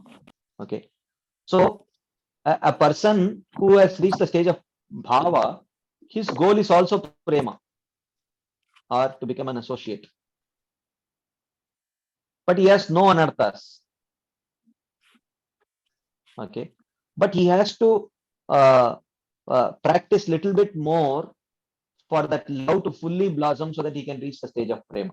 So similarly, and all these personalities, whether he is a sadhaka or a bhava bhakta or a prema bhakta, all of them have pure faith. Okay, there is no question of mixed faith here. So here, on the path of mixed faith, you have a Nishkama Karma Yogi, Okay. So his goal is liberation. Okay. But he has some anarthas. Okay. And then you get a person who reaches the stage of jnana. Okay. Where his goal is also liberation. But he still has to, he has no anarthas. Okay. But he still has to perform his practice of jnana so that he becomes completely qualified for liberation and achieves the path of liberation. Okay. So these are two, I'm just drawing some parallels. So he has the goal of liberation, he has the goal of prema, but he has anarthas, he also has anarthas. So here at the stage of bhava, his goal is also to achieve prema, but he has no anarthas. And similarly, at the stage of jnana, his goal is also liberation, but he has no anarthas. And at stage of prema, he attains perfection. At the stage of liberation, he performs uh, a perfection. So I was just drawing this parallel. I am not telling that a sadhaka is the same as nishkama karma yogi, because a nishkama karma yogi has mixed faith and the sadhaka has pure faith. Is that relevant, Mataji? Yes, Prabhuji. So my question is, if that is the case, then a bhakta has no obligation to perform varnashrama duties, even a sadhaka. Yeah. Correct, no? Yeah. Then Yeah. why we are having this debate among devotees? Why about this pinda pradhana? Some say you shouldn't do, and some say you should do. So any clarification from BG Prabhuji? 18th chapter also Krishna says about Tyagi and Sannyasi. There Yeah. also some confusion, Prabhuji. Can you please clarify? Yeah, in my understanding, based on what I have heard and read, there are certain things which a devotee is expected to do for nourishing his own faith, for nourishing his own devotional faith. And there are certain things which a devotee is supposed to do for setting the example for the rest of the world who may not have faith in pure devotional service. Okay. So, I would say the first category is activities for nourishment. Okay. And the second category of activities is activities for loka sangraha. Set the right example for others. Okay.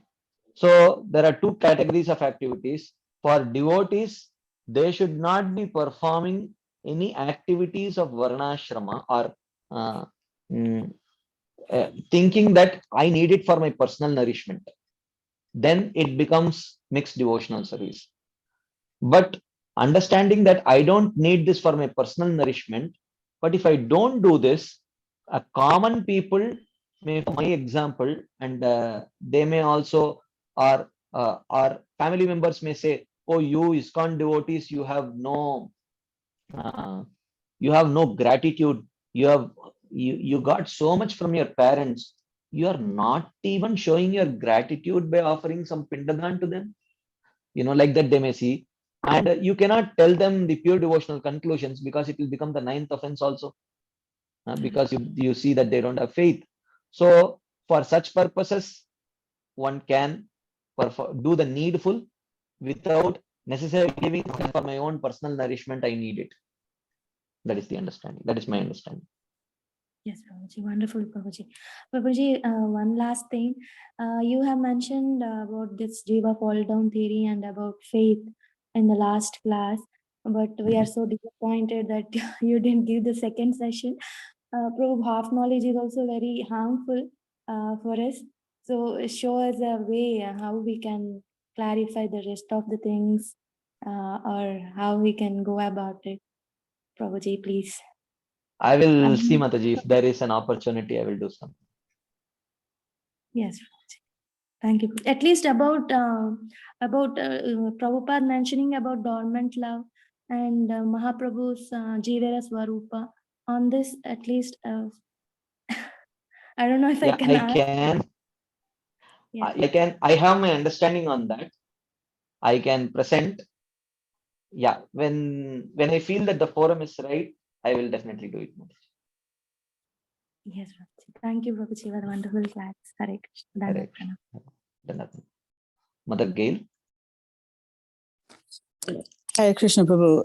Actually, I had a comment and some questions also, but my comment was actually going to be on this point, about not discussing this controversial inherent bhakti topic, because, this, any august group, I believe, means they want to hear truth, especially truth that's black and white, so not discussing such truths, I think that only deprives people who are sincere in wanting to know the truth from that knowledge, and if people are disturbed by hearing such truth, then it is their responsibility to ask themselves why they are disturbed.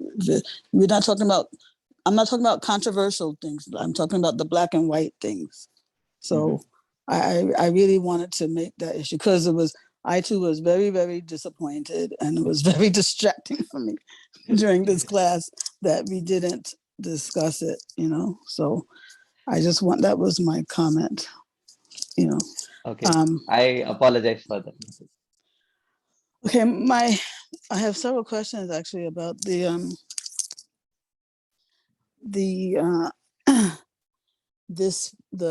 Ashtanga path, the Jnana path. Okay, some basic things. When we say that the path of Jnana and the path of Ashtanga Yoga, their aim is liberation. So when I think of the aim of Jnana yogis, I think that my understanding is that their aim is impersonal Brahmajyoti, like type wanting to merge. Whereas the aim of Ashtanga yogis is to realize Paramatma. Well, super soul. I too had a similar understanding, but after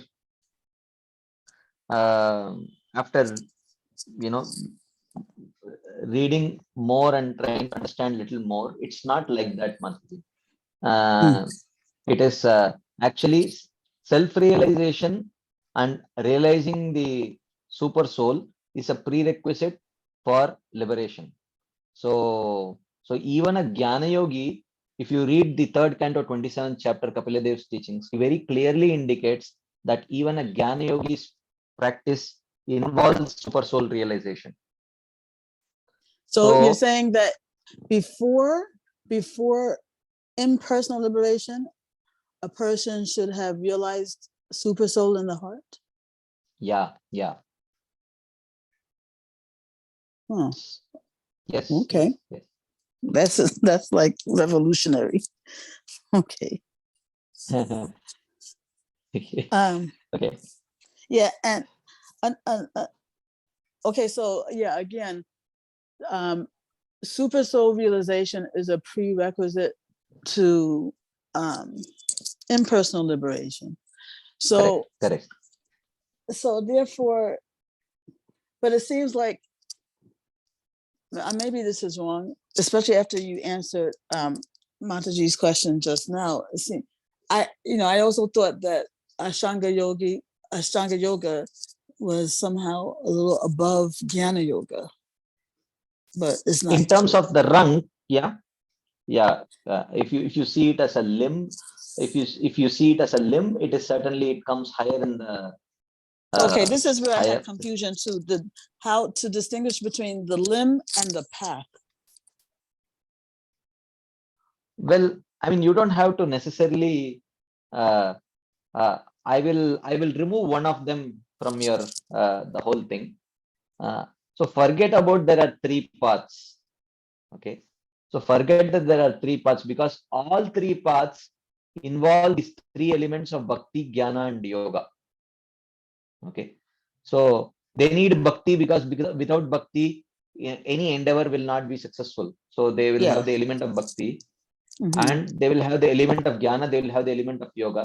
Just that what you call as the path of jnana yoga will just have more predominance of the limb of jnana, and what you call as ashtanga yoga will just have a predominance of the limb of yoga. That's all.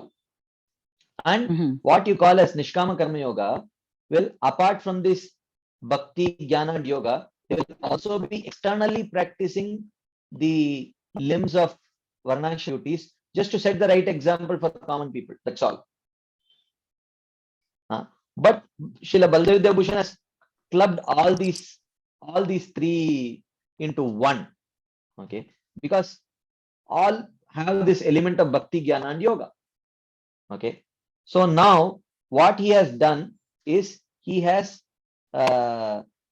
just explained about this limb of yoga, limb of jnana, and limb of bhakti. That's all, right? So at this stage, what does the limb of karma do? It purifies the heart. What does the limb of jnana do? It leads to self-realization. What does the limb yoga do? It aids Paramatma realization. All of these three things are needed in order to attain liberation. That's all.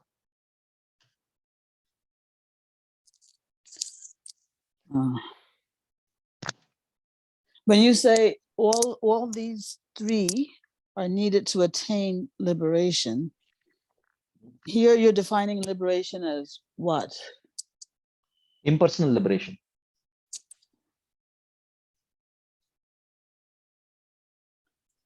So you need Ashtanga yoga to attain impersonal liberation.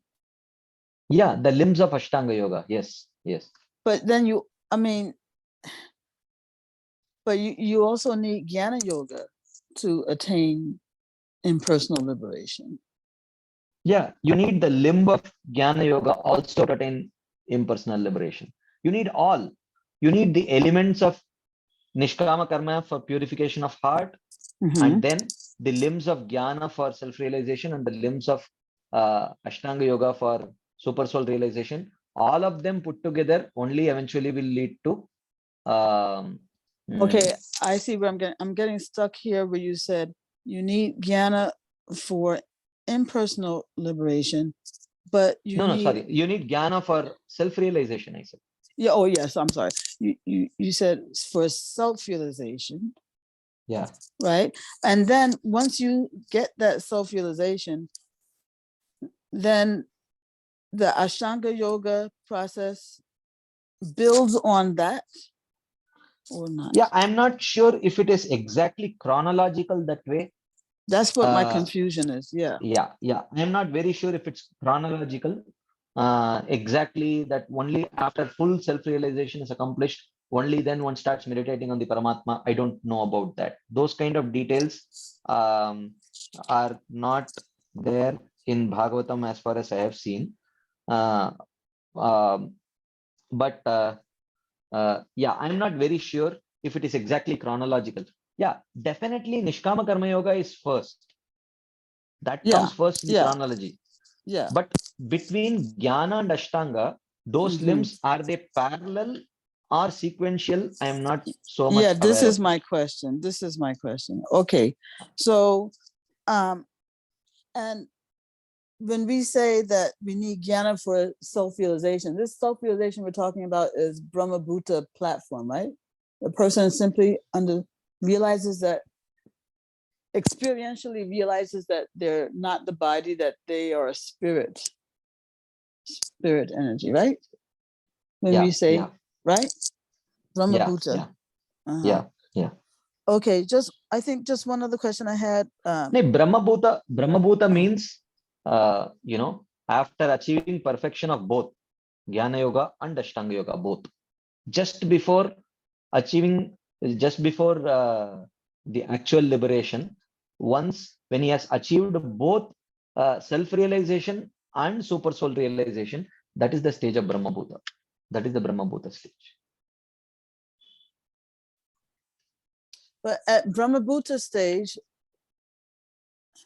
you have realized that you're not the body, but you're still in the body. Yeah. You're still in the body. Yes. So before that, what is the self-realization? What are you calling self-realization before that Brahma Bhuta stage? Well, that is Brahma Bhuta stage. No. The Jnana Yoga, that leads to self-realization, right? Yeah. This I'm self-realization, not. how do you define this self-realization? I'm not the body. I am the soul. Yes, and that's not Brahma Realizing Bhuta? it. Is that not Yeah, Brahma that Bhuta? is yeah. But that has to go along the realizing the super soul also. So I'm not very sure whether it is, realizing the super soul and realizing the self, whether they are exactly sequential. Mhm. I am not very sure about that. My understanding is they parallelly happen. Okay. Then one last thing I had to ask for clarification is,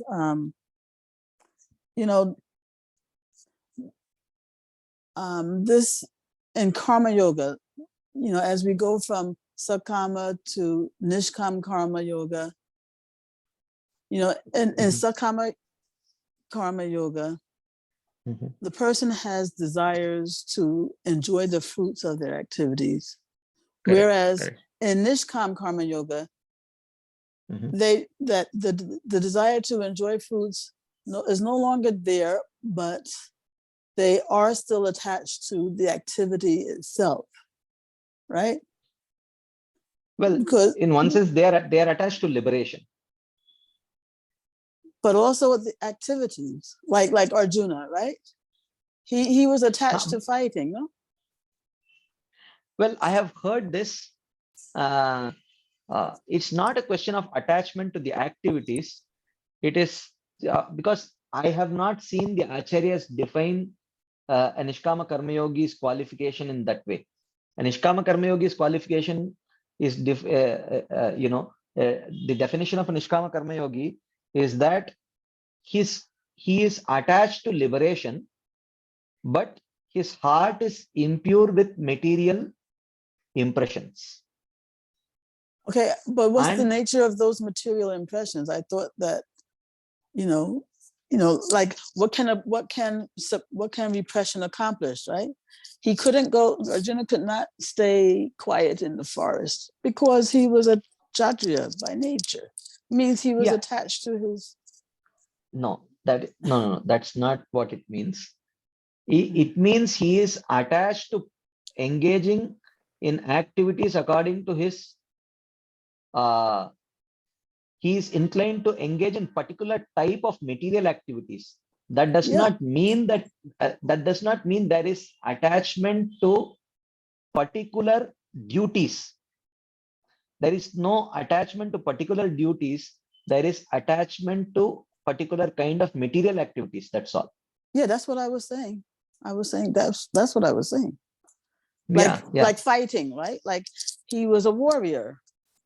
If he were to go off into the forest and try to sit down quietly, he would be fighting in his mind. Yeah, you can say to some extent, yes. So my conception is that, maybe misconception, is that Nishkam Karma Yogi, he's, because of his nature, his karmic nature, he is attached to performing certain kinds of activities, which he cannot artificially give up. But he is not attached to the fruits of those activities, right? He's not attached to the material. He is not attached to the material fruits of those activities. He definitely wants liberation, though. Yeah, right. So my question was that, as we go from, because I'm seeing like Sakama Karma Yoga and Nishkama Karma Yoga as like a kind of continuum, where the Sakama Karma Yogi he may be pretty much like very full of material desires, the desire for enjoyment. And the Nishkam Karma Yogi, he is either completely done with those desires or almost done. So my question is, once a person reaches the Nishkam Karma Yoga platform, is it possible that there's a continuum there? It's not that either you have all material desires or you don't, but can you enter into that Nishkam Karma Yoga platform while still having maybe some small desires for enjoyment, but you do have the aspiration for liberation, and you see these desires as impediments. It's not that you that's what I mentioned here, right? Here you see here his heart is impure with material anarthas. So he has material desires in the form of anarthas, not in the form of cherished desires. His cherished desire is liberation, but he has anarthas. He has material desires in the form of anarthas. He may succumb to those anarthas. He may see it as succumbing, rather than he will not be happy when he engages in those activities. Okay, yeah. The reason why I had to ask that is because I didn't know if those anarthas included, desire for enjoyment. In other words, I didn't know if that was just referring to attachment to activities, and not also fruits. No. That is not anartha. That is not an anartha. That is, he has to have that attachment.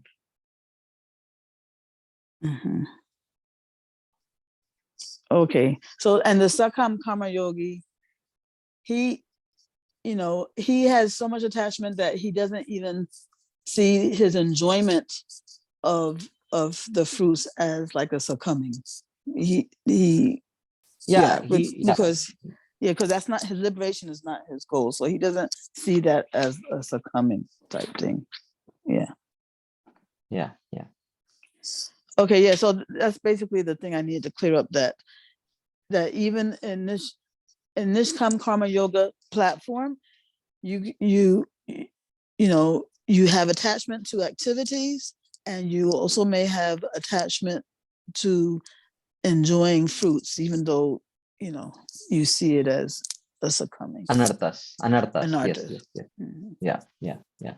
Okay, Prabhu, thank you so much. Hare Krishna. Okay, one last question, because in exactly 2 minutes I have my next class. So Lalitangi Radha Mataji, if you can maybe quickly ask your question, maybe you will. Hare Krishna, Prabhuji. Thank you so much for clarifying the gray areas, especially in the third chapter concerning Jnana Yoga and Karma Yoga. Now we can understand why for everything Prabhupada gives Bhakti Yoga as a conclusion in the purports. And very nicely you made the difference between what is required for Jnana and how Bhakti, only faith is required. So my question is, we are preaching and going out for book distribution, and I don't know if how do we check whether that person has faith or not? And we have very less time to judge that. If they are interested to, if they are okay to buy, then we give the book, and then after that what they do, we don't know. So anything could be offensive also could be done to them. So in that case, but we are all encouraged to, it's a outreach movement, book distribution and preaching. Even neophyte devotees are encouraged to do, and we see them that they are advancing. So how this happens, Prabhuji? Because when we do to a faithless person, and if he commits out of faithlessness some offense to the book that we are giving, our bhakti is affected. That's what I understand. So that is why do the right thing and leave the right impression also. So so we have to distribute the book in a nice way, and when we see that the person is inimical, then you just move away. So but if the person is not inimical, you hand over you hand over the book to him. If he has interest and faith in it, he will read it. If not, he will keep it aside and someone else may read it. Or some other time, or he may himself read it once he gets some faith due to accumulation of some Sukriti, so through some association of devotees. So, but the problem comes when we tell some lies and try to distribute the books or force that person to take the book like that, then it becomes a problem. Mm.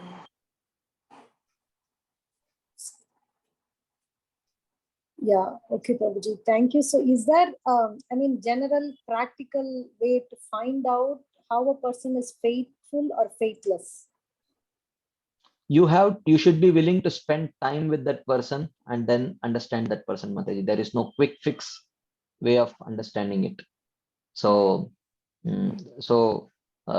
don't have X-ray eyes. If you are asking me, is there a quick fix way of, an X-ray vision where I look through and directly I can see the heart of that person, whether he has what kind of faith he has, whether he has faith or not. That is not possible. The only thing is we have to spend time with that person and slowly allow that person to open his heart to us, and then it's possible. Thank you so much, Prabhuji, and thank you so much for the patiently answering all the questions. Your answers and your association are amazing. Always. I'm sorry, Mataji. Actually, I was a little bit impatient because I'm already 1 minute late for my next class. So if you please allow me, I would. Yeah, I will have to rush now. Hare Hare Krishna. Thank you. Thank you. Thank you, Prabhuji. Thank you for the beautiful class. As you said, you have another class. So, dear devotees, let us pay our obeisances to Prabhuji. Prabhuji, you can unmute everybody, I think, because nobody can unmute themselves. Thank you.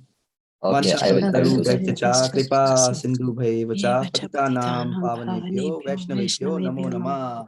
Granthara Srimad Bhagavatam ki jai.